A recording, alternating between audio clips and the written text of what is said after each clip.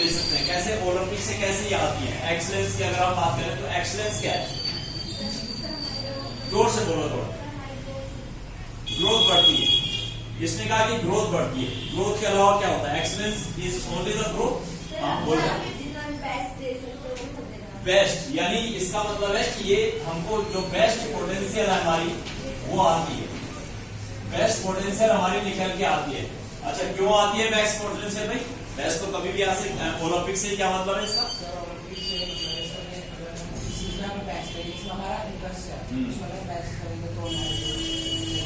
चलो और कोई एक्सप्लेन करेगा?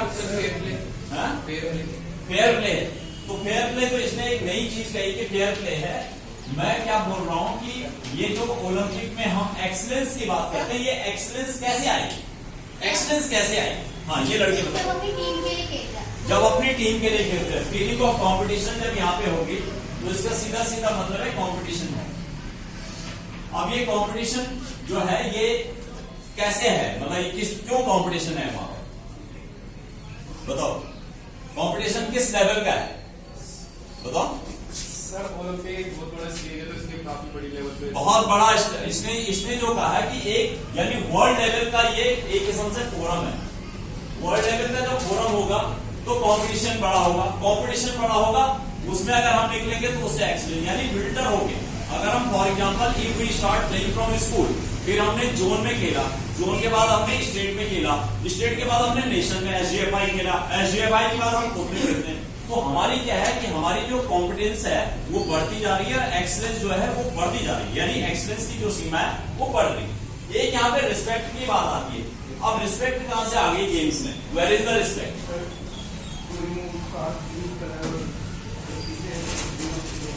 इसने कहा कि डिस्क्रिमिनेशन हट जा रहा है, यानी कास्ट, क्रीड, कलर वगैरह सारा हट रहा है।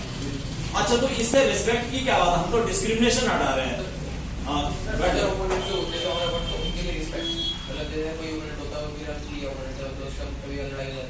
इसका कहना है कि अपोनेंट को भी हम रिस्पेक्ट करते हैं, यानी गेम्स के जो रूल्स रेगुलेशंस हैं वो हमारे लिए हैं कि हम लोग उनको भी रिस्पेक्ट करते हैं और हम थोड़ा इसको करना चाहेंगे। रिस्पेक्ट कहाँ आती है इसमें?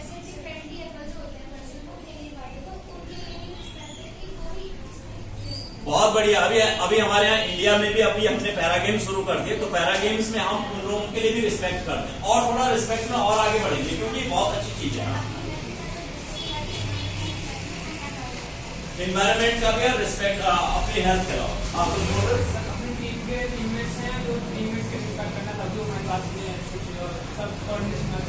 बहुत बढ़िया। तो देखो रिस्पेक्ट का जहां तक बात है कि गेम में रिस्पेक्ट जब जो यानी हम लोग बोलते हैं ना कि जो प्लेयर होते हैं वो डिसिप्लिन होते हैं, वो मतलब वही है कि जो रिस्पेक्ट की जो फीलिंग है गेम में, जैसे कुछ बच्चे बोल रहे हैं कि अपने सीनियर्स से, हमारा कैप्टन है तो कैप्टन अगर फॉर एग्जांपल कोई भाई बहुत अभी हमारी इंडियन क्रिकेट टीम का जो T20 है सूर्य कुमार यादव बहुत नया प्लेयर है, बहुत ज्यादा पुराना नहीं, लेकिन कुछ उसमें पुराने भी प्लेयर हैं तो वो दे पे रिस्पेक्ट होंगे, क्योंकि रिस्पेक्ट का मतलब ये है कि जो हमको लीड कर रहा है तो एक किस्म से हमारा हो जाता है ड्रेसिंग रूम में।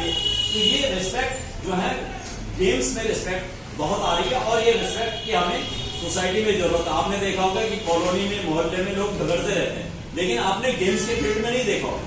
देखा कभी आपने कोई लड़ाई झगड़े नहीं देखे होंगे? हाँ कहीं कहीं हो जाते हैं, कुछ हो जाते हैं, लेकिन आपने नॉर्मली जब दो टीम खेलती हैं और एक अभी हमारी टीम यानी बैड लकीली हमने वर्ल्ड कप लूज कर दिया, लेकिन we paid respect to each other. Finally आप देखते होंगे कि एक दूसरे से हाथ मिलाते हैं, मिलते हैं और गले लगते हैं, तो दे पे रिस्पेक्ट टू ईच अदर।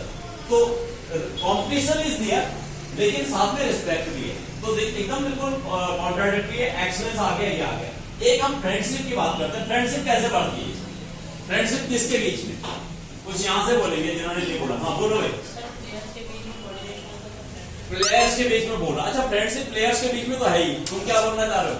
और सब फ्रेंडशिप अपने उस गेम के प्रति जगह हम खेल रहे हैं उसके लिए, जहाँ खेल रहे हैं। ओके अच्छा कुछ नेशंस दो राष्ट्रों के बीच में भी होती है ना, तो मतलब देखो जो गेम्स है अभी हमारे माना पाकिस्तान के साथ हमारे गेम नहीं हो पा रहे, ठीक है, लेकिन कोशिश कर रहे हैं, दोनों कंट्री कोशिश कर रहे हैं कि हमारी टीम्स एक्सचेंज के इधर उधर जाए। पहले साउथ अफ्रीका जो था प्रिटोरिया, आपने रंग भेद नीति सुनी होगी, पढ़ा होगा, तो साउथ अफ्रीका को अलग कर दिया गया था। बाद में पहले साउथ अफ्रीकन टीम नहीं आती थी, तो अब साउथ अफ्रीकन टीम आ रही है, तो जब दो देश हैं, जब वो गेम खेलेंगे तो उनके रिलेशनशिप बढ़ेंगे, उसमें क्या होगा, टूरिज्म भी बढ़ेगा, वो एक दूसरे की कंट्री में आएंगे, इकोनॉमी को भी फायदा होगा, रिस्पेक्ट बढ़ेगी, एक्सलेंस बढ़ेगी। तो इससे क्या है कि अगर टोटल मिलाकर अगर हम देखते हैं कि ओलंपिक्स का जो एजुकेशन, जो वैल्यू एजुकेशन है, यानी ये सोसाइटी को, कंप्लीट सोसाइटी को, जिसको हम कहते हैं ग्लोबल सोसाइटी को हेल्प कर रहा है।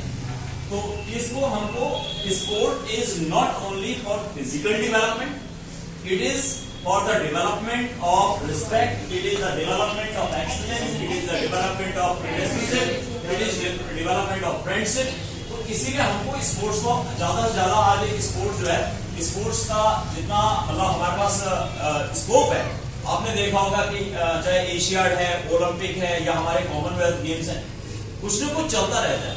तो purpose is not only the physical development. मैंने जैसे पहले बोला था कि फिजिकल डेवलपमेंट के लिए हम अकेले भी अपने घर में या जिम में कुछ कर सकते हैं, but there are many things which come out of the sport. इसीलिए हम स्कूल में स्पोर्ट्स डे वगैरह भी करवाते हैं, so that all these skills, all these values. तो वैल्यू एजुकेशन का स्पोर्ट्स से बहुत ज्यादा रिलेशनशिप है। तो जो स्टूडेंट अच्छे स्पोर्ट्स पर्सन है, उनसे ये एक्सपेक्ट किया जाता है कि वो, उनकी वैल्यूज उनकी ज्यादा हो।